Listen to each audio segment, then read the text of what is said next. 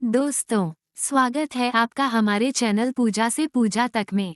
आज हम आपके लिए लेकर आए हैं एक खास वीडियो जिसमें हम बात करेंगे 20 अक्टूबर को मनाई जाने वाली करवा चौथ की, जिसे हमारे यहाँ सुहागिनें अपने पति की लंबी आयु के लिए करती है।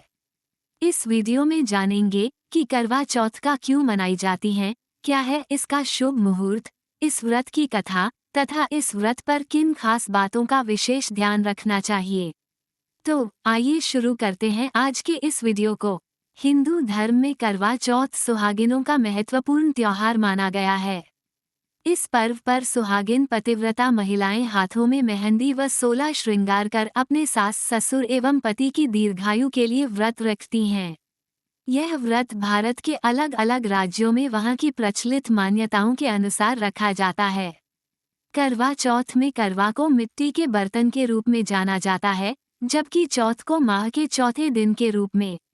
हिंदू कैलेंडर के अनुसार ये त्योहार कार्तिक के महीने के चौथे दिन मनाया जाता है और सभी महिलाएं अपने विवाह को याद करते हुए एक बार फिर से विवाह की ही तरह श्रृंगार करती हैं।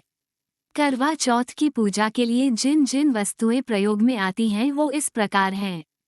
पूजा की थाली, लोटा, छलनी, पति को देखने के लिए, पूजा का दीपक, करवा माता का चित्र, करवा, सीख, मां करवा की शक्ति का प्रतीक। करवा चौथ की पूजा विधि क्या है वो जानते हैं। करवा चौथ के व्रत की शुरुआत ब्रह्म मुहूर्त में उठकर करें और पूरे दिन निर्जल व्रत रखें। रात्रि में पूजा के समय 16 श्रृंगार करके तैयार हो जाएं और दीवार पर करवा चौथ पूजा का चित्र लगाएं या बाजार से लाए कैलेंडर लगाएं। चावल के आटे में हल्दी मिलाकर एक चिन्ह बना लें और इससे जमीन पर 7 गोले बना लें।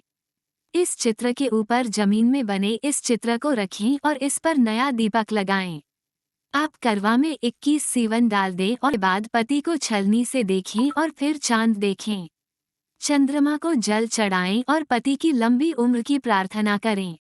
इस त्योहार में देवी पार्वती एवं भगवान शिव की पूजा करते हुए उन्हें भोग अर्पित किया जाता है। करवा चौथ व्रत का समापन तब तक नहीं होता जब तक कि रात में चंद्रमा को अर्घ ना दिया जाए।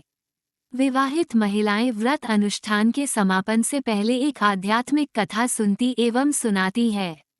हालांकि करवा चौथ की 4 पौराणिक कथाएं बताई गई हैं, जिनमें सबसे अधिक कही और सुनी जाने वाली कथा आपके लिए लेकर आए हैं, जो इस प्रकार हैं। बहुत समय पहले की बात है, एक साहूकार के 7 बेटे और उनकी एक बहन करवा थी। सभी 7 भाई अपनी बहन से बहुत प्यार करते थे, यहाँ तक कि वे पहले उसे खाना खिलाते और बाद में स्वयं खाते थे। एक बार उनकी बहन ससुराल से मायके आई हुई थी। शाम को भाई जब अपना व्यापार व्यवसाय बंद कर घर आए तो देखा उनकी बहन बहुत व्याकुल थी। सभी भाई खाना खाने बैठे और अपनी बहन से भी खाने का आग्रह करने लगे, लेकिन बहन ने बताया कि उसका आज करवा चौथ का निर्जल व्रत है और वह खाना सिर्फ चंद्रमा को देखकर उसे अर्घ्य देकर ही खा सकती है। चूंकि चंद्रमा अभी तक नहीं निकला है, इसलिए वह भूख प्यास से व्याकुल हो उठी है।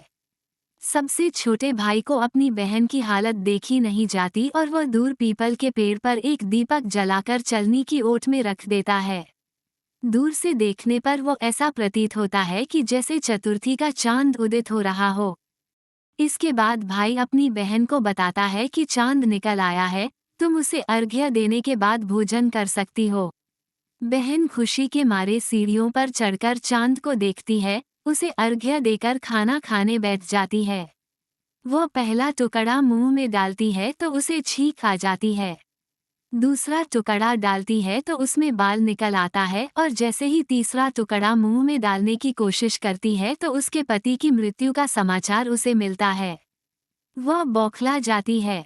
उसकी भाभी उसे सच्चाई से अवगत कराती है कि उसके साथ ऐसा क्यों हुआ। करवा चौथ का व्रत गलत तरीके से टूटने के कारण देवता उससे नाराज हो गए हैं और उन्होंने ऐसा किया है। सच्चाई जानने के बाद करवा निश्चय करती है कि वो अपने पति का अंतिम संस्कार नहीं होने देगी और अपने सतीत्व से उन्हें पुनर्जीवन दिलाकर रहेगी। वह पूरे 1 साल तक अपने पति के शव के पास बैठी रहती है, उसकी देखभाल करती है। उसके ऊपर उगने वाली सुईनुमा घास को वो एकत्रित करती जाती है। 1 साल बाद फिर करवा चौथ का दिन आता है। उसकी सभी भाभियां करवा चौथ का व्रत रखती हैं।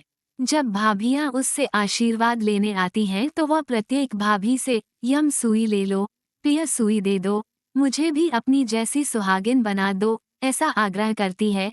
लेकिन हर बार भाभी उसे अगली भाभी से आग्रह करने का कह चली जाती है। इस प्रकार जब छठे नंबर की भाभी आती है तो करवा उससे भी यही बात दोहराती है। ये भाभी उसे बताती है कि चूंकि सबसे छोटे भाई की वजह से उसका व्रत टूटा था, अतः उसकी पत्नी में ही शक्ति है कि वह तुम्हारे पति को दोबारा जीवित कर सकती है। इसलिए जब वह आए तो तुम उसे पकड़ लेना और जब तक वह तुम्हारे पति को जिंदा न कर दे, उसे नहीं छोड़ना। ऐसा कहकर वह चली जाती है। सबसे अंत में छोटी भाभी आती है। करवा उनसे भी सुहागिन बनने का आग्रह करती है, लेकिन वो टालमटोली करने लगती है। इसे देख करवा उन्हें जोर से पकड़ लेती है और अपने सुहाग को जिंदा करने के लिए कहती है।